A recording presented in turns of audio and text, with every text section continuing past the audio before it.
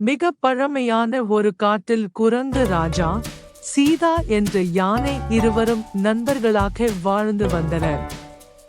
குரங்கு ராஜாவுக்கு வேடிக்கைகள் பிடிக்கும். ஆனால் சீதா யானை மிகவும் அறிவாளி, சாந்தமானவள். ஒரு நாள் குரங்கு ராஜா சீதாவிடம், நாம் இன்று ஒரு புதிர் விளையாட்டை விளையாடுவோம் என்றான். சீதா உடனே சிரித்தபடி, சரி, என்ன புதிர் என்றாள். குரங்கு ராஜா, ஒரு பெரிய மரத்தை அப்படியே ஒரே நொடியில் கட்டி போட்டால் என்ன செய்யலாம்? சீதா சிந்தித்தாள். அவளுக்கு தெரியாமல் குரங்கு ராஜா மரத்தின் கீழ் தொங்கிக் கொண்டு இருந்தான். நான் வெற்றி என்றான் குரங்கு ராஜா.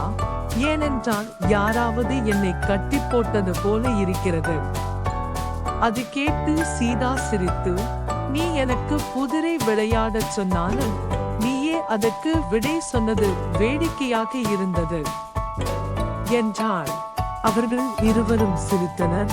மேலும் நண்பர்கள் மனமுவந்து அந்த சிரிப்பின் பின்னர் குரங்கு ராஜா சிந்தித்து, நாம் எப்போதும் ஒன்றாக வேலை செய்யும் போது பெரிய விஷயங்களை சாதிக்க முடியும் என்பதை நிரூபிக்க ஒரு வேலை செய்யலாமா என்றான். சீதா யானை உடனே ஒப்புக்கொண்டு, குரங்கு ராஜா ஒரு யோசனை சொன்னான். நான் மரத்தில் ஏறி பழங்களை உனக்கு அங்கிருந்து தூக்கிவிடுவேன்.